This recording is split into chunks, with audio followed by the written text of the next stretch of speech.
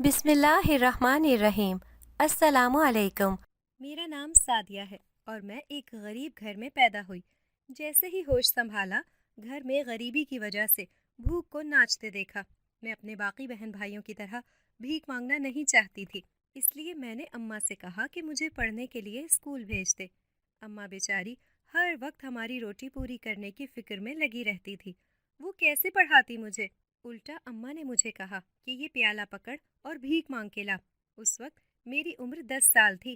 میں ساری زندگی کشکول لے کر نہیں پھر سکتی تھی، سو میں نے محنت سے کام کرنے کی ٹھان لی۔ نیت صاف تھی، شاید اسی لیے مجھے اپنی جھونپڑی کے قریب ہی ایک گھر میں صفائی کے لیے کام مل گیا۔ ایک دن معمول کے مطابق میں گھر کی صفائی سے فارغ ہو کر گلی میں جھاڑو لگا رہی تھی کہ ایک بھاری لفافہ ملا، جسے میں نے کھولا تو میری آنکھیں پھٹی کی پھٹی رہ گئیں، کیونکہ اس میں میرا نام سعدیہ ہے۔ میرا تعلق ایک غریب گھرانے سے ہے۔ میں نے جب سے ہوش سنبھالا گھر میں غریبی کا راج دیکھا۔ ہم 6 بہن بھائی ہیں، میں سب سے چھوٹی ہوں۔ آج سے 5 سال پہلے تک میں، میری اماں اور ابا محنت مزدوری کر کے ہمارا پیٹ پالتے تھے۔ مشکل سے ہی صحیح، لیکن کم از کم ہمارا گزارا تو ہو جاتا تھا۔ ابا ایک فیکٹری کے چوکیدار تھے۔ دن کے اوقات میں ابا مالکوں کی بیٹی کو اسکول لانے اور گھر لے جانے کے لیے ان کے ڈرائیور بھی تھے۔ اماں ان کے گھر میں ملازمہ تھیں۔ شدید سردیوں کے دن تھے اور لمبی اندھیری راتیں۔ ہوا میں اس قدر خنکی ہوتی تھی کہ گرم بستر سے باہر نکلنے کو دل ہی نہیں چاہتا تھا۔ لیکن مزدور طبقہ کام نہ کرے تو کھائے کہاں سے؟ بس اسی لیے میری اماں سارا دن اس میڈم کے گھر کام کرتی، جو تنخواہ دینے سے زیادہ کاٹنے کے لیے تیار بیٹھی ہوتی تھی، اور ابا دن کو ڈرائیور اور رات کو چوکیداری کرتے۔ دونوں دل و جان سے اپنے مالکوں کی خدمت کرنے میں لگے رہتے تھے۔ اماں ابا کی آمدن ملا کر اتنے پیسے ہو جاتے تھے کہ ہم پیٹ بھر کے کھانا کھا سکیں۔ زندگی بہت آسان نہیں تھی، لیکن ایسا بھی نہیں تھا کہ فاقوں کی نوبت آئے۔ میرے 3 بہن بھائی پڑھنے کے لیے سرکاری اسکول جاتے تھے۔ اسکول گھر سے بہت دور تھا، لیکن پیدل آنا جانا کرتے تھے تو رکشے کا کرایہ بچ جاتا تھا۔ میں اور مجھ سے بڑی ایک بہن اور بھائی گھر میں رہتے۔ اماں باہر سے دروازہ بند کر جاتی تھی تاکہ ہم میں سے کوئی باہر نہ جائے۔ میرا بہت دل چاہتا تھا کہ میں بھی اپنے بہن بھائیوں کی طرح اسکول جاؤں، لیکن اماں نے کہہ رکھا تھا کہ اگلے 2 سال تک ہم میں سے کوئی بھی اسکول نہیں جائے گا۔ لیکن کسے معلوم تھا کہ آنے والے 2 سال ہماری ساری زندگی پر بھاری گزریں گے۔ ہوا کچھ یوں کہ ابا اپنی فیکٹری کے مالک کی گاڑی چلا رہے تھے۔ مالک کی بیٹی کو کار میں اس کے اسکول چھوڑنے گئے تو واپسی پر ان کا ایکسیڈنٹ ہو گیا۔ حادثے نے ابا کی ٹانگیں مفلوج کر دیں۔ ان کا مالک اتنا ظالم نکلا کہ اس نے علاج کے لیے کوئی رقم نہ دی، الٹا ابا پہ برسنے لگا کہ تم نے میرا لاکھوں کا نقصان کر دیا۔ شاید مالک بھی ٹھیک ہی کہتا تھا، کیونکہ نحوستیں تو ہم غریبوں کے ساتھ ہی ہوتی ہیں۔ اماں کے پاس جو تھوڑا بہت زیور تھا وہ بیچ دیا، لیکن ابا کے علاج کے لیے رقم نہ کافی تھی۔ اب بکنے کے لیے سر کی چھت باقی تھی، لیکن ابا نہیں مان رہے تھے۔ ان کا کہنا تھا کہ اب اس عمر میں کدھر دھکے کھاتے پھریں گے، سر پہ چھت ہے، اسے سلامت رہنے دو۔ اماں بیچاری کیا کہتی؟ اس وقت تو چپ ہی رہیں، لیکن بعد میں جمع تفریق کی تو معلوم ہوا کہ مکان چاہے چھوٹا ہی صحیح، لیکن اتنے میں تو بک ہی سکتا ہے کہ ابا کی ٹانگیں مصنوعی لگا دی جائیں۔ اماں چاہتی تھی کہ ابا مکان بیچنے کے لیے راضی ہو جائیں، لیکن ابا چاہتے تھے کہ ان کی وجہ سے کسی کو کوئی مسئلہ نہ ہو۔ بہرحال کئی دنوں کی بحث کے بعد طے پایا کہ مکان بیچ دیا جائے گا۔ اماں ابا کی پریشانی ہم سے نہیں دیکھی جا رہی تھی۔ اپنے گھر سے جدائی کا صدمہ اپنی جگہ، لیکن ہم ننھے ذہنوں کو نئے گھر میں جانے کی خوشی بھی بہت تھی۔ تب یہ معلوم نہیں تھا کہ اپنی کٹیا بھی بہت ہوتی ہے اور کرائے کے دھول سے بھی اللہ بچائے۔ یہ علم نہیں تھا کہ کرائے کے گھر میں رہنا کسی عذاب سے کم نہیں ہوتا۔ ہر وقت سر پہ تلوار لٹکی رہتی ہے۔ پتہ ہی نہیں ہوتا کہ کب مالک مکان کا مزاج بگڑ گیا تو وہ مکان خالی کرنے کا نوٹس دے دے اور آپ ایک لمحے میں بے گھر ہو جاتے ہیں۔ خیر، مجھے وہ رات نہیں بھولتی جب ابا ساری رات روتے رہے تھے کہ کل گھر خالی کرنا ہے۔ جنہوں نے خریدا وہ 1 لاکھ رقم ایڈوانس میں دے چکے تھے، جس کی وجہ سے اماں نے ڈاکٹر کو آپریشن کے لیے تیاری کرنے کا کہہ دیا تھا۔ ہم چھوٹے تھے، اس لیے نئے گھر میں جانے کے لیے بہت خوش ہو رہے تھے۔ یہ معلوم نہ تھا کہ وہ گھر اپنا نہیں ہے، کرائے کا ہے، جس کا کرایہ بروقت نہ ادا کیا گیا تو ہمیں کسی بھی وقت دھکے دے کر وہاں سے نکال دیا جائے گا۔ میں نے اپنی بڑی بہن اور بھائیوں کے ساتھ مل کر بھاگ بھاگ کے تیاری کی۔ میں چھوٹی چھوٹی چیزیں پکڑاتی جاتی اور آپا انہیں مختلف ڈبوں میں پیک کرتی جا رہی تھی۔ صبح ہوئی تو ہم نے اپنا مکان خالی کر دیا۔ مجھے علم نہیں تھا کہ اماں اور ابا اس قدر دکھی کیوں ہو رہے ہیں۔ روزگار کے بعد سر کی چھت بھی نہ رہے تو انسان پریشان تو ہوتا ہے، لیکن تب مجھے ایسی باتوں کی سمجھ نہیں تھی۔ ہم سب بہن بھائی نئے گھر کی خوشی میں اتنے مگن تھے کہ اماں ابا کی آنکھیں نہ پڑ سکے۔ خیر، کچھ دن خیریت سے گزرے ہی تھے کہ معلوم ہوا جس نے ہمارا گھر خریدا وہ باقی پیسے دینے میں ٹال مٹول کر رہا ہے۔ ابا تو ویل چیئر پر تھے، اماں اکیلی کب تک یہ معاملہ دیکھتی، روز روز ان کے گھر چکر بھی نہیں لگا سکتی تھی۔ آخر تنگ آ کر اماں نے ان سے دو ٹوک بات کرنے کی ٹھانی اور اگلے دن ان کے گھر پہنچی۔ اماں کے ساتھ میری پھپھو بھی تھی، جن کے کہنے پر ہی اماں نے انہیں مکان بیچا تھا۔ جب یہ لوگ ان کے گھر پہنچے تو وہ شخص جس نے ہمارا مکان خریدا تھا اس نے مزید پیسے دینے سے انکار کر دیا اور کہنے لگا کہ آپ کے مکان میں اتنی خرابیاں ہیں، شکر کریں میں نے آپ کو 1 لاکھ دے دیا، ورنہ جو اس کی حالت ہے کوئی 50,000 بھی نہ دیتا اس کے۔ اس نے اماں اور پھپھو کو دھمکی دی کہ آئندہ وہ پیسوں کا تقاضا کرنے یہاں آئیں تو اچھا نہیں ہوگا۔ اماں اور پھپھو مارے خوف کے واپس گھر آ گئیں۔ ابا کو ساری صورتحال بتائی تو انہیں چپ لگ گئی۔ گھر میں عجیب سوگ کی سی کیفیت تھی۔ ابا بیمار کیا ہوئے، ہمارے دن رات خراب ہو گئے۔ اماں کی پہلے ہی معمولی سی تنخواہ تھی جس میں 2 وقت کی روٹی کھانا خواب لگتا تھا۔ مالکین نے بہانہ کر کے اماں کو بھی نکال دیا۔ ظاہر ہے ابا نے ان کے شوہر کا لاکھوں کا نقصان کیا تھا، تو کیا معلوم اماں کب کوئی نقصان کر بیٹھے۔ اماں ابا دونوں کو اپنی ملازمتوں سے ہاتھ دھونے پڑے۔ ابا کی بیماری ان کو مسلسل چڑچڑا کر رہی تھی۔ گھر میں راشن ختم ہونے کے قریب تھا۔ ابا اتنی جلدی ہار نہیں مانتے تھے، لیکن اب مسئلہ یہ تھا کہ کام نہیں مل رہا تھا، اور گھر میں بچے بھوک سے بلکتے ہوں تو انسان چڑچڑا ہو ہی جاتا ہے۔ اماں کفایت شعار تھیں، لیکن جب سے مہنگائی کا طوفان تھمنے میں نہیں آ رہا تب سے یہ حالت ہوئی کہ نوبت فاقوں تک پہنچ گئی۔ اب اماں ابا کو فکر لاحق ہوئی کہ اتنی مہنگائی میں گھر بیٹھ کر تو اولاد نہیں پالی جا سکتی، تو ایک عجیب فیصلہ ہوا جس نے ہماری زندگی ہی پلٹ کے رکھ دی۔ ابا بھیک مانگنے کا فیصلہ کر چکے تھے، اور یہ مشورہ دینے والی کوئی اور نہیں ان کی سگی بہن تھی، جو آتی تو ابا کی عیادت کے لیے تھی، لیکن ہر بار کچھ نہ کچھ ایسا کر جاتی کہ ہمیں شرمندگی ہوتی، بجائے اس کے کہ علاج کے لیے ابا کے ساتھ تعاون کرتی۔ ابا کو ایک نئی راہ دکھا کر چلی گئیں، بغیر محنت کیے بس ہاتھ ہی تو آگے کرنا تھا۔ ابا نے اس فیصلے تک پہنچنے کے لیے پتہ نہیں کیسے خود کو تیار کیا ہوگا۔ بھیک مانگنے کو یوں تو لوگ آسان سمجھتے ہیں، لیکن دنیا میں اس سے برا کوئی کام نہیں۔ چند روپوں کے عوض اپنی خودداری کو دوسروں کے پاس گروی رکھوا دینا کوئی آسان کام نہیں ہے، جس کا جب جی چاہے منہ بھر کے کچھ بھی کہہ دے۔ ابا نے یقیناً یہ سب باتیں ذہن میں رکھ کر ہی خود کو تیار کیا تھا۔ رات کو جب کھانا کھانے کے لیے سب بیٹھے تو گھر میں جو تھوڑا بہت راشن باقی تھا، اماں نے اس کی مدد سے کھانا بنایا، جو بمشکل ہم سب کو پورا آیا۔ رات کے برتن دھونے کی باری آج میری تھی، اس لیے میں برتن دھونے لگ گئی۔ ساتھ ساتھ میرے کانوں میں اماں ابا کی آوازیں بھی آ رہی تھیں، جو یہ سوچ کر پریشان تھے کہ اب بچوں کو کھانا کہاں سے پورا کر کے دیں۔ ابا نے اماں سے کہا کہ بشرا جو مشورہ دے کر گئی ہے اس پہ عمل کر لینے میں کوئی حرج نہیں ہے میرے خیال سے۔ دیکھو حادثے نے میری دونوں ٹانگیں چھین لی، تم بھی اپنی نوکری سے ہاتھ دھو بیٹھی ہو۔ ہمارے پاس جو جمع پونجی تھی وہ تو میرے علاج کے چکر میں لگ گئی، اب میں تو کچھ بھی کرنے کے قابل نہیں ہوں۔ یہی حالات رہے تو فاقے کرنے پڑیں گے اور مدد کو کوئی بھی نہیں آئے گا۔ اماں چپ تھیں، گویا انہیں فیصلہ لینے میں دشواری پیش آ رہی تھی کہ وہ اس قدر سخت فیصلے کی حمایت کیسے کریں۔ وہ میرے والدین ہی سہی، لیکن جلد بازی میں انہوں نے آسان کام کو چنا، جس میں پہلی بار جھجک ختم ہو جانے کے بعد آگے کا سارا وقت آسانی ہی تھی۔ کچھ کرنا کرانا تو تھا نہیں، بس ہر کسی کے آگے ہاتھ ہی تو پھیلانا تھا، اور یہ پہلی بار کی جھجک تھی بس۔ میں نہیں چاہتی تھی کہ میرے والدین کو کسی کے آگے ہاتھ پھیلانا پڑے۔ میں سوچنے لگی کہ ایسا کیا کروں کہ اماں ابا کو کل بھیک مانگنے نہ جانا پڑے۔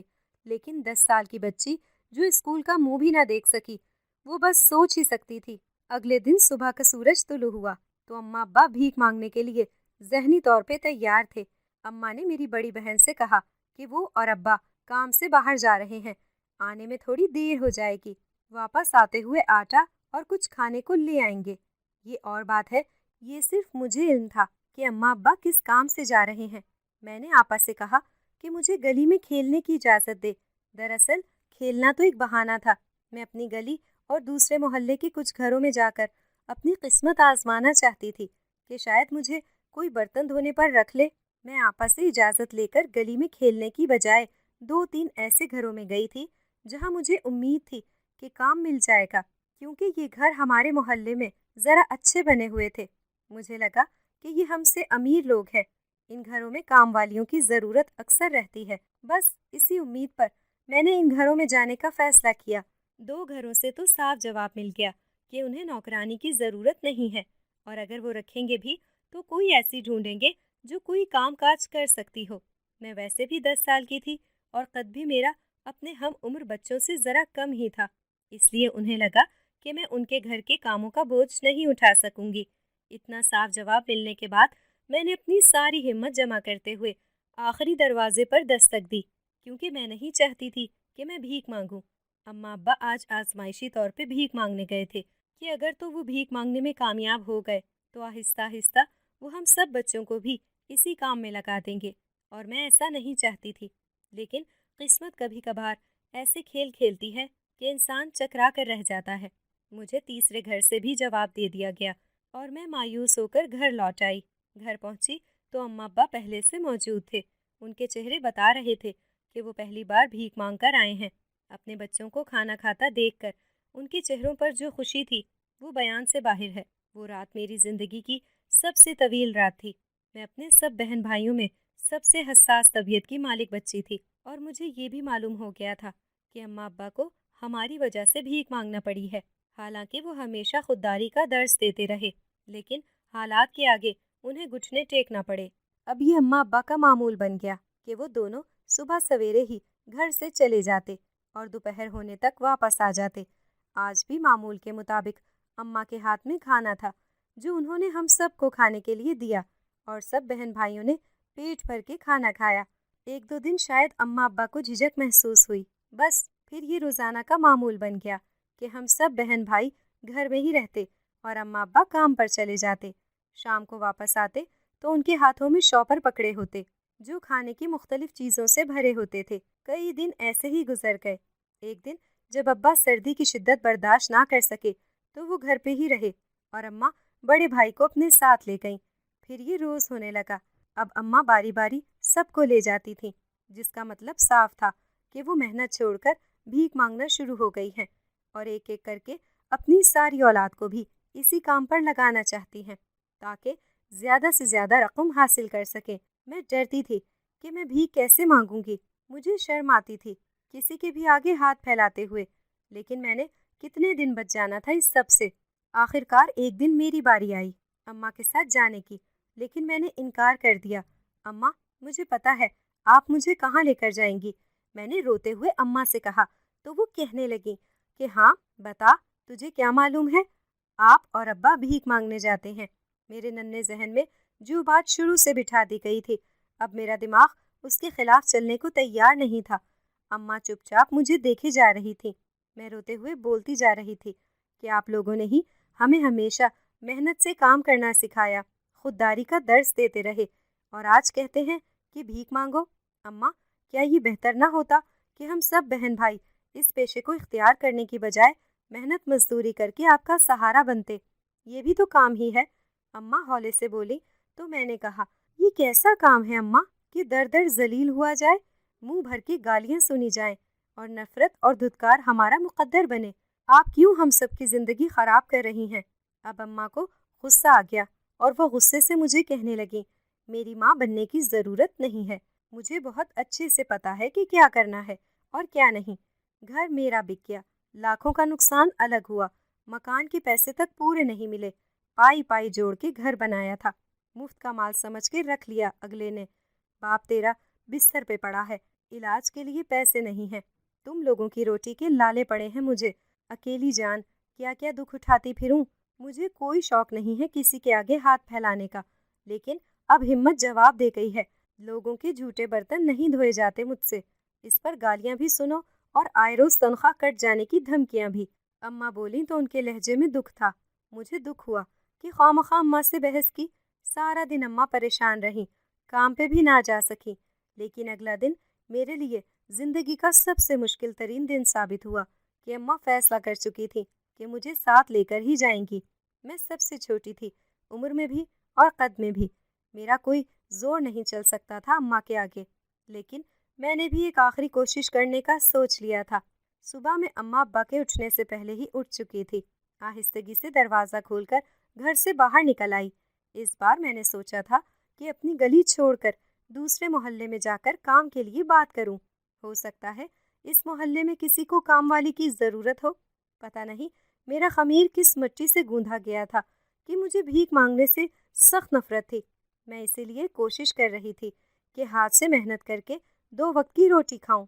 اللہ کو شاید میری یہی بات پسند آئی اور اس نے میرے لیے اندھیروں میں بھی روشنی پیدا کی۔ جس گھر سے مجھے قطعاً امید نہیں تھی کہ وہ مجھے رکھیں گے، انہوں نے میری کہانی سننے کے بعد مجھے کام پہ رکھ لیا تھا۔ کام بھی بہت آسان تھا۔ مالکن کا ایک ہی بیٹا اور بہو تھے جو دونوں کام کرتے تھے۔ ان کی بہو کے ہاں ابھی کچھ ہی دن پہلے بچہ ہوا تھا، جسے سنبھالنے کے لیے وہ کسی ایسی ہی کم عمر بچی کی تلاش میں تھی جو دن رات ان کے ساتھ رہے۔ میں نے انہیں اپنے اماں ابا کی بھیک مانگنے سے متعلق کچھ نہیں بتایا تھا، بس ان سے تنخواہ پوچھی جو انہوں نے 5,000 بتائی، ساتھ 3 وقت کا کھانا اور سردی گرمی کے 2 جوڑے بھی۔ مجھے اور کیا چاہیے تھا؟ میں نے ہاں کر دی تھی اور ان سے کہا تھا کہ میں اپنے والدین سے اجازت لے لوں، پھر آتی ہوں۔ بچے کی دادی نے کہا، ہاں ضرور، کیوں نہیں؟ مجھے ویسے بھی تمہارے والد کے بارے میں پتہ چلا تھا کہ وہ ایک حادثے میں معذور ہو گئے ہیں، اور میں نے کل ہی تمہارے والدین کو دیکھا ہے۔ غالباً وہ کسی کام سے جا رہے تھے۔ تمہاری والدہ تمہارے والد صاحب کی ویل چیئر دھکیلتے ہوئے کہیں جا رہی تھیں۔ کتنے اچھے لوگ ہیں جنہوں نے اپنی بچی کی ایسی تربیت کی ہے۔ بچے کی دادی بولتی جا رہی تھی اور میں سوچ رہی تھی کہ اگر انہیں یہ علم ہو جائے کہ میرے ماں باپ بھیک مانگتے ہیں تو انہیں کتنا غصہ آئے گا۔ کام ملنے کے بعد میں گھر واپس آ گئی تھی اور آ کر خوشی سے اماں کو بتایا کہ مجھے انہوں نے کام پہ رکھ لیا ہے۔ مجھے تنخواہ بھی ملے گی اماں، اور کھانا بھی۔ میں تو کہتی ہوں اماں، آپ ایک بار پھر سوچ لیں، ابھی آپ نے اس کام میں ہاتھ ڈالا ہی ہے۔ آپ خود ہی تو کہتی تھی ہمیں کہ اگر بھیک مانگنے کی عادت ہو جائے تو پھر چھوٹتی نہیں ہے۔ اماں، ہم 6 بہن بھائی ہیں، سارے محنت سے کام کریں گے تو کتنا کما سکتے ہیں؟ آپ ایک بار سوچے تو صحیح۔ میں سب سے چھوٹی ضرور تھی، لیکن مجھ سے بھیک مانگنے والی بات ہضم نہیں ہو رہی تھی، اس لیے میں بار بار اماں سے بات کر رہی تھی، لیکن اماں کو میری بات سمجھ نہیں آ رہی تھی۔ انہوں نے مجھے بہت مارا اور کہا کہ آج سے تو ہی جائے گی میرے ساتھ بھیک مانگنے، کام کر کے تو مہینے کا 5,000 لائے گی، جبکہ بھیک مانگ کر ہم ایک دن میں 5,000 کما سکتے ہیں، تو گھاٹے میں کون رہا؟ لیکن اماں، بھیک مانگنے سے جو عزت جائے گی اس کا کیا؟ میں نے منمناتے ہوئے کہا تو اماں بولی، عزت ہم جیسے غریبوں کی نہیں ہوتی، اگر ہوتی تو سیٹھ تیرے باپ کا علاج کرواتا، اس کی بیگم مجھے کام سے نہ نکالتی۔ اگر ہم غریبوں کی کوئی عزت ہوتی تو ہمارے ساتھ ہمارے گھر کے معاملے میں اتنا بڑا دھوکہ نہ ہوتا، نہ ہمارے پیسے مارے جاتے۔ اماں دکھ سے بولتی چلی گئیں، لیکن اماں، یہ تو لوگوں نے ہمارے ساتھ برا کیا ہے، اس کا مطلب یہ تو نہیں کہ ہم خود بھی اپنے ساتھ برا کریں۔ اماں شاید آج میری باتوں سے تنگ تھیں، اس لیے انہوں نے دوبارہ میری درگت بنانے کا سوچا۔ اتنے میں ابا آ گئے اور پوچھنے لگے کہ کیا مسئلہ ہے، تم دونوں کیوں لڑ رہی ہو آپس میں؟ میں نے روتے ہوئے ابا کو ساری بات بتا دی اور ساتھ یہ بھی کہا کہ ابا، میں بھیک مانگنا نہیں چاہتی۔ اماں زبردستی کہہ رہی ہیں۔ ابا، میں پڑھنا چاہتی ہوں، اسکول جانا چاہتی ہوں۔ اماں نے مجھے کہا تھا کہ 2 سال بعد پڑھائی کا نام لینا۔ اب اماں مجھے بھیک مانگنے کا کہہ رہی ہیں؟ ساری زندگی آپ نے ہمیں خودداری کا درس دیا ہے، اور اب آپ مجھے مجبور کر رہی ہیں کہ میں ہر کسی کے آگے ہاتھ پھیلاؤں۔ میں روتے ہوئے بول رہی تھی، لیکن ایسے لگ رہا تھا کہ میں دیوار کے سامنے رو رہی ہوں، کیونکہ یہاں اماں ابا پر میرے آنسوؤں کا کوئی اثر نہیں ہو رہا تھا۔ مجھے اماں کی مار سے زیادہ ابا کی خاموشی تکلیف دے رہی تھی۔ ابا سر جھکائے بیٹھے تھے۔ میں نے انہیں آخری امید کے طور پہ دیکھا۔ اماں مجھے گھر سے نکالنے کی دھمکی دے رہی تھیں۔ مجھے کوئی پرواہ نہیں تھی، بس ایک ضد ہو گئی تھی کہ بھیک نہیں مانگنی چاہیے، کچھ بھی ہو جائے۔ مجھے اچھی طرح یاد ہے کہ جب اماں مجھے دھکے دے کر گھر سے نکال رہی تھیں تب ابا کی آنکھوں سے آنسو بہنے لگے تھے، لیکن وہ چپ رہے۔ میں ترستی ہی رہ گئی کہ وہ مجھے روکیں گے یا اماں کو ڈانٹتے ہوئے مجھے ہاتھ سے پکڑ کر اندر لے آئیں گے، لیکن ایسا کچھ نہیں ہوا اور بالآخر میں بے گھر ہو گئی۔ میرے پاس اس کے سوا کوئی اور چارہ نہ تھا کہ میں اپنی مالکن کے گھر جاتی اور انہیں ساری کہانی بتا کر ان کے ساتھ ہمیشہ کے لیے اپنی رہائش کا بندوبست کرتی۔ اس لیے اللہ کا نام لے کر میں نے ان کے دروازے پر دستک دے دی۔ اندر سے بچے کی دادی باہر آئیں۔ انہوں نے حیرت سے میرا سوجا ہوا چہرہ دیکھا اور کہنے لگی کہ تمہیں کیا ہوا ہے؟ ابھی اچھی بھلی تو گئی تھی یہاں سے تم۔ میں نے انہیں ساری بات تفصیل سے بتا دی۔ وہ حیران سی مجھے دیکھتی رہیں۔ مجھے ڈر بھی لگ رہا تھا کہ مجھے وہ کہیں اپنے گھر رکھنے سے انکار ہی نہ کر دے۔ پھر اس صورت میں میرا تو کوئی ٹھکانہ نہ تھا، نہ گھر کی رہتی نہ باہر کی۔ میرے دل میں ہزاروں وسوسے سر اٹھانے لگے تھے۔ مالکن کو خاموش دیکھ کر میں نے ان سے پوچھا کہ کیا اب آپ مجھے کام پہ نہیں رکھیں گی؟ تو مالکن کہنے لگی ایسا کچھ نہیں ہے، میں بس یہ سوچ رہی تھی کہ کیسے عجیب لوگ ہیں، جلد بازی کے چکر میں اپنی اور اپنی اولاد کی زندگی خراب کر رہے ہیں۔ تم بے فکر ہو کر یہاں کام کرو، میری کوئی بیٹی نہیں ہے، میں تمہیں اپنی بیٹی بنا کے رکھوں گی، تمہیں زیادہ کام کرنے کی بھی ضرورت نہیں ہے۔ انہوں نے مجھے کھانا کھلایا اور دوا دی، جس سے میں سو گئی۔ میں بہت گہری نیند میں تھی جب ایک خوفناک آواز سے اٹھ بیٹھی۔ جانے یہ آواز خواب میں سنی تھی یا حقیقت میں، لیکن میں بہت ڈر گئی تھی۔ جب آنکھ کھلی تو میں پسینے سے شرابور تھی۔ میں نے آیت الکرسی پڑھی اور خود پہ پھونک دی، جس سے مجھے کچھ سکون ملا۔ اماں کی مار پیٹ کی وجہ سے جسم میں جو درد تھا اس کی شدت کافی کم ہو گئی تھی۔ میں ویسے بھی یہاں محنت کر کے رزق کمانے کے لیے آئی تھی، اس لیے مجھے بس اپنے کام پر فوکس کرنا تھا۔ ابھی میں باہر جانے کے بارے میں سوچ ہی رہی تھی کہ کمرے کے دروازے پر دستک ہوئی۔ میں نے دروازہ کھولا تو سامنے اس گھر کی مالکن کھڑی تھی جنہوں نے مجھے کام پر رکھا تھا۔ ان کے ہاتھ میں کھانے کی ٹرے تھی۔ وہ بولی مجھے اندر نہیں آنے دو گی؟ میں نے شرمندہ ہوتے ہوئے انہیں اندر آنے کے لیے راستہ دیا تو وہ کھانا ٹیبل پر رکھتے ہوئے بولی لگتا ہے میری دوا نے کافی اثر کیا ہے جو میری بیٹی اتنے گھنٹے سکون سے سوئی ہے۔ میں نے سوچا رات کا کھانا کمرے میں ہی دے دوں۔ میں حیران ہو گئی کیونکہ میں تو دوپہر کے وقت سوئی تھی۔ اس کا مطلب یہ کہ میں 6-7 گھنٹے سوتی رہی اور مجھے کچھ خبر ہی نہ ہوئی۔ میں نے ان سے کہا کہ میں واقعی بہت گہری نیند سوئی ہوں، شاید ابھی بھی نہ اٹھتی اگر وہ آواز۔ میں اتنا کہہ کر خاموش ہو گئی تو وہ کہنے لگی کہ کیا ہوا، چپ کیوں ہو گئی ہو، کیسی آواز سنی تم نے؟ تو میں نے انہیں بتایا کہ میں بہت گہری نیند میں تھی جب ایک خوفناک آواز سے اٹھ گئی۔ اب یہ معلوم نہیں کہ آواز خواب میں سنی ہے یا حقیقت میں، کیونکہ جب میری آنکھ کھلی تو میں پسینے سے بھیگ چکی تھی۔ وہ خاتون یعنی گھر کی مالکن مجھے خود کھانا کھلانے لگی۔ مجھے بہت جھجک محسوس ہو رہی تھی، لیکن وہ مجھ سے اتنے پیار سے پیش آ رہی تھی کہ میں انکار ہی نہیں کر سکی اور خاموشی سے کھانا کھاتی رہی۔ انہوں نے غالباً میری خاموشی نوٹ کر لی تھی، اس لیے کہنے لگی کہ آپ پریشان کیوں ہو رہی ہو؟ میں نے کہا کہ مجھے آپ کا یہ مہربان انداز اچھا بھی لگ رہا ہے اور پریشان بھی کر رہا ہے، کیونکہ میں نے اپنی اماں سے سن رکھا تھا کہ ان کی مالکن بہت سخت مزاج خاتون تھی، جبکہ آپ تو مجھ سے بہت محبت سے پیش آ رہی ہیں۔ تو مالکن نے کہا کہ بچے آپ کھانا کھا لو، پھر آپ کو تفصیل سے ساری بات بتاتی ہوں۔ میں کھانا کھا چکی تو وہ مجھے بتانے لگی کہ سعدیہ بیٹی، میں جو کچھ کہوں اسے دھیان سے سننا اور ڈرنے یا گھبرانے کی ضرورت نہیں ہے۔ ہم جنات ہیں اور یہاں انسانوں کی دنیا میں آپ کی طرح صرف اس لیے رہ رہے ہیں کہ ہماری بیٹی کہیں کھو گئی ہے اور بہت ڈھونڈنے کے باوجود وہ مل نہیں رہی۔ ہم اپنی بہت کوشش کر چکے ہیں، آخری کوشش کے طور پہ اب یہ حربہ آزمایا ہے کہ انسانی شکل میں انسانوں کے درمیان رہیں تاکہ شاید اس تک پہنچ سکے۔ ہم مسلمان جنات ہیں، اس لیے آپ کے ساتھ مہربانی سے پیش آ رہے ہیں۔ آپ پریشان نہ ہوں، نہ ہی آپ کو مجھ سے یا گھر میں موجود کسی اور سے خوف زدہ ہونے کی ضرورت ہے۔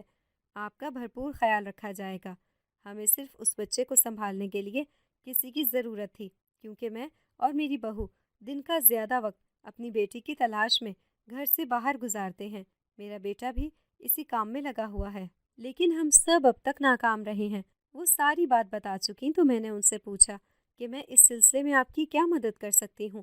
وہ کہنے لگی، بیٹی آپ بس ہمارے چھوٹے بچے کو سنبھال لو اور گھر کے باہر گلی میں جھاڑو لگا دیا کرو، کیونکہ ہمارے قبیلے کے سردار یہاں سے اپنا قافلہ لے کر گزرتے ہیں، تو ذرا صفائی ہو جائے تو مناسب لگتا ہے۔ ہم کوشش کریں گے کہ جلد از جلد اپنی بچی کو ڈھونڈ نکالیں۔ لیکن مالکن مجھے آپ سے کچھ کہنا تھا، میری ماں نے تو مجھے گھر سے باہر نکال دیا۔ میں تو آپ کے سہارے یہاں آئی تھی، کیونکہ اب میری واپسی ناممکن ہے۔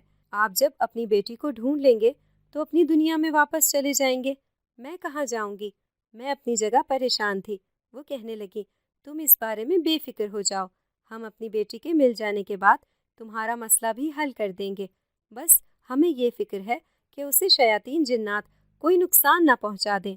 میں نے انہیں حوصلہ دیا کہ آپ بے فکر رہیں، اللہ کی ذات اسے اپنے امان میں رکھے۔ چلو ٹھیک ہے بیٹا، اب تم آرام کرو، میں بھی چلتی ہوں۔ یہ کہہ کر وہ اپنے کمرے کی طرف چل دیں۔ میں کتنی ہی دیر ایسے خاموش بیٹھی رہی۔ میرے ذہن میں اماں ابا کی ساری باتیں گھومنے لگیں۔ میرے آنسو بھی ان کا دل نرم نہیں کر پائے تھے۔ میں سوچتی گئی اور روتی رہی کہ میرے سگے والدین نے مجھ سے جان چھڑا لی اور مجھے اس بھری دنیا میں دھکے کھانے کے لیے اکیلا چھوڑ دیا۔ رات کافی گہری ہو چکی تھی جب میری آنکھ لگی۔ پتہ نہیں یہ سارے دن کی کارستانی کا کام تھا کہ میں نے بہت عجیب سا خواب دیکھا۔ خواب میں کیا دیکھتی ہوں کہ میرے والدین ایک بڑی سڑک کے درمیان میں کھڑے بھیک مانگ رہے ہیں۔ وہ لوگوں کا راستہ روک کر ان کے سامنے ہاتھ پھیلا رہے ہیں۔ کچھ لوگ انہیں پیسے دے کر گزر رہے ہیں اور کچھ ویسے ہی۔ ابھی یہ سلسلہ چل ہی رہا تھا کہ ایک تیز رفتار کار انہیں کچل دیتی ہے۔ ہر طرف خون اور چیخ و پکار شروع ہو جاتی ہے۔ میں ڈر کے مارے اٹھ کر بیٹھ گئی۔ میرا پورا جسم کانپ رہا تھا اور میرا دل چاہ رہا تھا کہ میں کسی طرح اڑ کر اماں ابا کے پاس چلی جاؤں، لیکن اب شاید ساری زندگی کے لیے جدائی مقدر میں لکھ دی گئی تھی، اس لیے رونا نصیب ٹھہرا۔ میں نے اپنے آنسو پوچھے اور صبح ہونے کا انتظار کرنے لگی۔ صبح ہوئی تو میں نے مالکن کی مدد کی تاکہ وہ میرے لیے ناشتہ بنا سکیں۔ ناشتہ کرنے کے بعد میں نے ان سے کہا کہ وہ بے فکر رہیں، میں ان کا بچہ سنبھال لوں گی اور باہر جھاڑو بھی دے دوں گی۔ تو وہ کہنے لگیں کہ نہیں، ابھی تم 2-3 دن آرام کرو، تمہارے جسم کو کچھ سکون مل جائے پھر یہ کام بھی کر لینا۔ میں نے ان کی بات مان لی۔ 2-3 دن بعد جب میرے جسم کی سوجن کچھ کم ہوئی تو میں نے ان کا بچہ سنبھالنا شروع کیا۔ بہت ہی پیارا صحت مند بچہ تھا۔ اس کے لیے دودھ بنانا، اس کی باقی تمام ضروریات پوری کرنا میری ذمہ داری تھی۔ دوپہر کے قریب جب یہ سو جاتا تو میں گھر سے باہر نکل آتی اور گلی میں جھاڑو لگا دیتی تھی۔ کچھ دن ہی گزرے تھے کہ گلی میں جھاڑو لگاتے ہوئے ایک دن مجھے ایک لفافہ ملا جو میں نے اٹھایا اور گھر لے آئی۔ رات کو جب گھر کے سب افراد سو گئے تو میں نے لفافہ کھولا جس میں ڈھیروں پیسے تھے اور ساتھ لکھا تھا کہ محنت کی پہلی اجرت مبارک ہو۔ مجھے کچھ سمجھ نہیں آئی تھی کہ یہ پیسے مجھے کس نے دیے ہیں۔ میرے لیے یہ انہونی تھی۔ میں نے چپ چاپ وہ پیسوں سے بھرا لفافہ اس بیگ میں رکھ لیا جو مجھے مالکن نے دیا تھا کہ اس میں اپنے کپڑے رکھ لوں۔ میں نے لفافے کو انتہائی احتیاط سے بیگ میں سب کپڑوں کے نیچے وہ لفافہ رکھ دیا تاکہ ضرورت کے وقت وہاں سے پیسے لے کر استعمال کر سکوں۔ اگلے دن میں حسب معمول گلی میں جھاڑو لگا رہی تھی کہ مجھے لگا کسی نے میرا نام پکارا ہے۔ میں نے پیچھے مڑ کر دیکھا تو ایک جن میرا نام پکار رہا تھا۔ میں خوفزدہ ہو کر گھر کے اندر جانے لگی تو مجھے کہا گیا کہ مجھ سے ڈرنے کی ضرورت نہیں ہے، میں تمہارے لیے دوست بن کر آیا ہوں۔ میرے قدم وہیں رک گئے۔ میں نے پوچھا، آپ کون ہیں اور یہاں کیوں آئے ہیں؟ تو اس جن نے کہا کہ تم جسے اپنا ہمدرد سمجھ رہی ہو وہ تمہیں اپنے جال میں پھنسا رہی ہے۔ وہ شیاطین جنات میں سے ہے۔ وہ معصوم انسانوں کو ورغلا کر اپنے گھناؤنے مقاصد کے لیے استعمال کرتی ہے۔ میں نے اس جن کو بتایا کہ میری مالکن نے کہا ہے کہ اس کی بیٹی گم ہو گئی ہے جس کے لیے وہ انسانی روپ اختیار کیے ہوئے ہے۔ جلد ہی بیٹی مل جائے گی تو وہ یہاں سے چلے جائیں گے۔ جھوٹ بول رہی ہے وہ، اس کی کوئی بیٹی گم نہیں ہوئی۔ یہ شیاطین جنات کا ٹولہ ہے جو بڑے طریقے سے معصوم اور بے سہارا انسانوں کو اپنے جال میں پھنساتے ہیں اور پھر اپنی دنیا میں لے جا کر ان کے ساتھ جیسا جی چاہے سلوک کرتے ہیں۔ تم ان کی باتوں میں مت آنا، اور ہاں، جو کل پیسے میں نے تمہیں دیے تھے وہ سنبھال کر رکھنا، اور یہ انگوٹھی پہن لو۔ اگر تمہیں اپنی مالکن سے کسی بھی وقت خطرہ محسوس ہو تو اس کا سرخ نگ گھمانا، میں حاضر ہو جاؤں گا۔ گھبرانے کی ضرورت نہیں ہے، تم مسلمان گھرانے میں پیدا ہوئی ہو، اپنے گرد آیت الکرسی کا حصار کر کے سویا کرو تاکہ وہ تمہیں کوئی تکلیف نہ دے سکے۔ میں اب چلتا ہوں، اس جن نے کہا اور وہاں سے غائب ہو گیا۔ میں اور پریشان ہو گئی کہ یہ سب کیا ہو رہا ہے۔ میں یہ بات اپنی مالکن کو بھی نہیں بتا سکتی تھی کہ اگر اسے بتاتی اور وہ واقعی شیاطین جنات میں سے ہوتی تو مجھے ضرور نقصان پہنچا دیتی۔ میں ایسا کوئی رسک لینا نہیں چاہتی تھی، اس لیے چپ رہنے میں ہی عافیت سمجھی۔ ہاں، البتہ آیت الکرسی اور درود شریف کو اپنا معمول بنا لیا۔ میں پڑھتی بھی ایسے تھی کہ میرے ہونٹ نہیں ہلتے تھے تاکہ میری مالکن کو مجھ پر شک نہ ہو کہ کیا پڑھتی ہے۔ نماز مجھے اماں نے آدھی سکھائی تھی، قرآن بھی ابھی میں نے پورا نہیں پڑھا تھا، زبانی کچھ صورتیں یاد تھیں، بس وہی پڑھتی جاتی تھی۔ مجھے ان کے گھر میں آئے ہوئے کچھ ہی دن گزرے تھے۔ ایک دن جب گھر میں میرے اور اس بچے کے سوا کوئی نہیں تھا تو میرے کمرے میں کسی کے ہنسنے کی آواز سنائی دی۔ مجھے بہت حیرانی ہوئی کیونکہ بچہ تو میرے سامنے سو رہا تھا اور میں کمرے سے باہر تھی، تو کمرے میں کون تھا جو ہنس رہا تھا؟ میں نے ڈرتے ڈرتے کمرے میں قدم رکھا تو ہنسی کی آواز بلند ہو گئی۔ میں ابھی پلٹ کر باہر جانے کے بارے میں سوچ ہی رہی تھی کہ الماری کھلنے کی آواز آئی اور پھر جیسے میرے کپڑے کسی نے باہر پھینکنا شروع کر دیے۔ ایک کے بعد ایک سوٹ باہر آتا کیا، پھر وہ بیگ باہر پھینکا گیا جس میں نے جن سے ملنے والا لفافہ رکھا تھا جس میں رقم رکھی ہوئی تھی۔ میں نے بآواز بلند آیت الکرسی پڑھنا شروع کر دی۔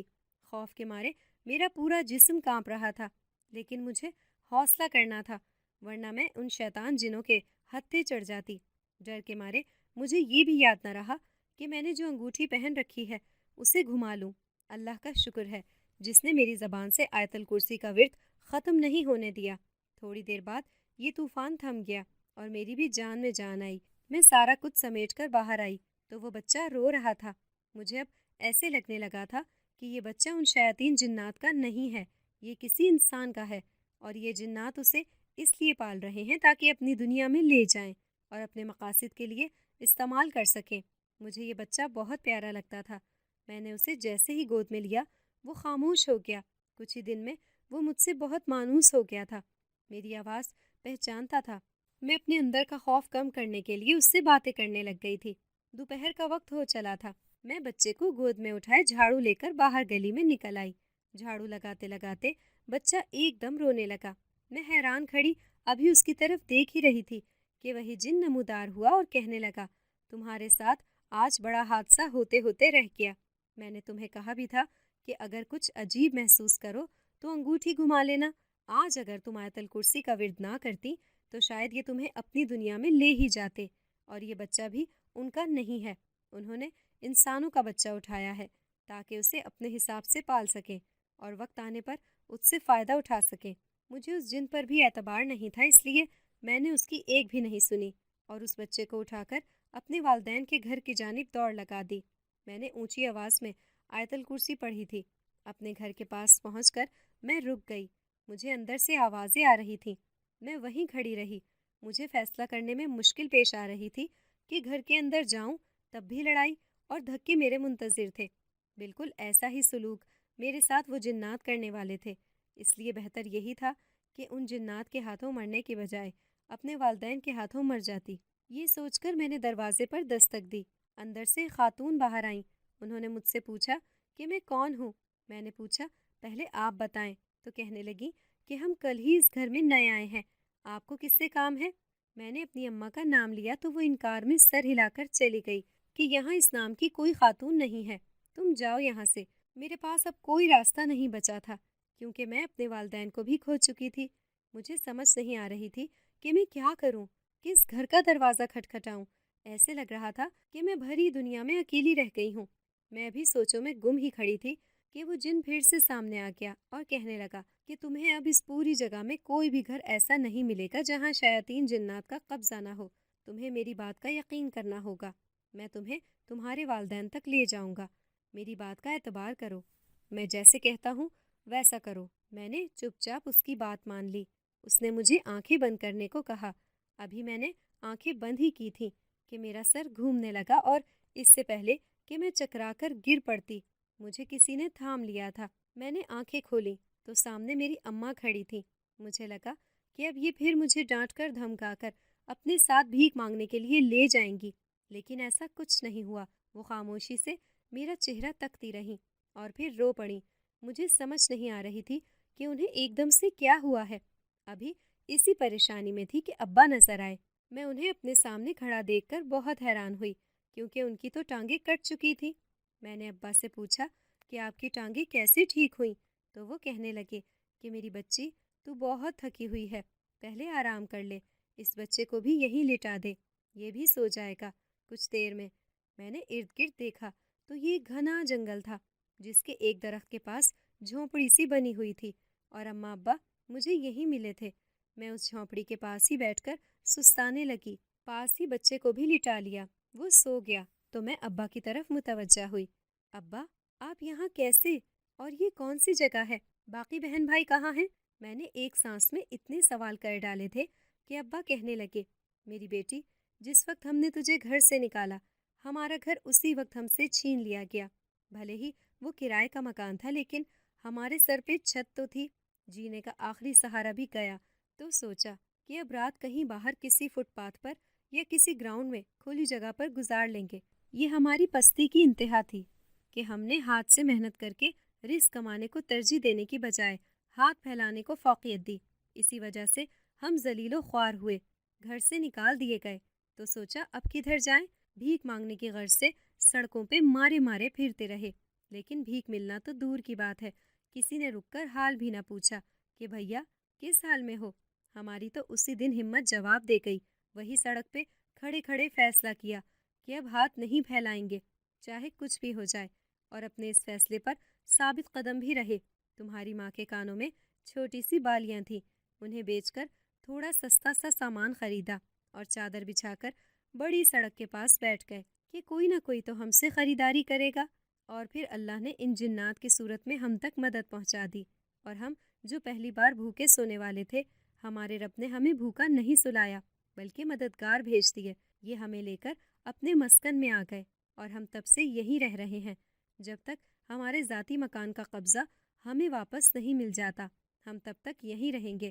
میں نے اور تمہاری ماں نے سوچ لیا ہے کہ اب ہم سب محنت کریں گے اور اپنی زندگی بدل ڈالیں گے۔ مجھے ابا کی بات سن کر بہت خوشی ہوئی۔ میں نے انہیں بتایا کہ میں شیطان جنات کے چنگل میں پھنس گئی تھی، اگر یہ جن وہاں نہ ہوتا تو میں آپ تک کبھی نہ پہنچ پاتی۔ میں نے آپ کو اور اماں کو خواب میں روتے ہوئے دیکھا تھا، اور دیکھا تھا کہ آپ دونوں کے ساتھ حادثہ ہوا ہے۔ میں نے وہ پوری رات روتے ہوئے گزاری تھی۔ میں نے انہیں بتایا تو ابا کہنے لگے کہ ہم اب ساتھ رہیں گے اور مل کر محنت کریں گے۔ اللہ نے ہمیں نئی زندگی دی ہے، ہم اس کا بہتر طریقے سے استعمال کریں گے۔ ہم ابھی باتیں کر ہی رہے تھے کہ مسلمان جنات کا پورا قبیلہ حاضر ہو گیا۔ سردار جن نے کہا کہ انہوں نے مکان کا قبضہ چھڑوا دیا ہے، اب وہ مکان ہمارا ہے، ہم جب چاہیں وہاں جا سکتے ہیں۔ کچھ ضروری سامان بھی وہ جنات وہاں رکھائے تھے تاکہ ہمیں زندگی گزارنے میں مشکل پیش نہ آئے۔ اماں ابا نے ان جنات کا شکریہ ادا کیا اور ہم سب اپنے گھر کی طرف آ گئے۔ میرے پاس جو بچہ تھا وہ ہماری ہی گلی کے ایک گھر سے اٹھایا گیا تھا۔ وہ پہلی اولاد تھا، اور اس کے گھر والوں کے مطابق وہ 7 سال بعد ان کے ہاں پیدا ہوا تھا۔ شاید اسی لیے شیطان جنات نے اسے اٹھایا تھا تاکہ اسے گمراہی کے راستے پر چلا سکیں۔ خیر، ہم اس بچے کو بحفاظت اس کے گھر پہنچا آئے تھے۔ اس واقعے کو آج 7 برس بیت چکے ہیں۔ اماں ابا اور ہم سب بہن بھائیوں کی محنت رنگ لائی ہے۔ بھکاری سے عزت دار گھرانے تک کا یہ سفر اتنا آسان نہیں تھا، لیکن اس محنت کا اور کٹھن سفر کا صلہ ہمارے رب نے ہمیں دے دیا۔ سب بہن بھائیوں کی شادیاں ہو چکی، اماں ابا قدرے ضعیف ہو چکے ہیں، لیکن اب بھی محنت کر کے حلال رزق کماتے ہیں۔ کبھی کبھار وہ جن ہمیں ملنے کے لیے آتا ہے جس نے میرے پورے خاندان کی مدد کی تھی اور ہمیں ذلت و رسوائی سے بچانے کے ساتھ ساتھ ہماری زندگیاں بھی بچائی تھیں۔ مجھے آج بھی شیطان جنات کے گھر میں گزارا گیا وقت یاد آتا ہے تو میں کانپ جاتی ہوں۔ اللہ کا لاکھوں بار شکر ہے جس نے میری حفاظت کی۔ آج میں اپنے گھر میں خوشباش زندگی گزار رہی ہوں۔ مجھے فخر ہے کہ میں نے کبھی کسی کے آگے ہاتھ نہیں پھیلایا اور کڑے وقت میں بھی اپنی خودداری کا سودا نہیں کیا، جس کا صلہ مجھے میرے رب نے اچھے شریک حیات کی صورت میں دے دیا۔ اماں ابا بھی مجھ سے بہت خوش ہیں، اور ہم سب اب ایک خوشحال زندگی گزار رہے ہیں۔ اگر آپ کو ہماری آج کی کہانی پسند آئی ہے تو اسے لائک کریں، شیئر کریں اور چینل کو سبسکرائب کرنا مت بھولیے گا تاکہ آپ کو ہر نئی آنے والی ویڈیو کا نوٹیفیکیشن بر وقت ملتا رہے۔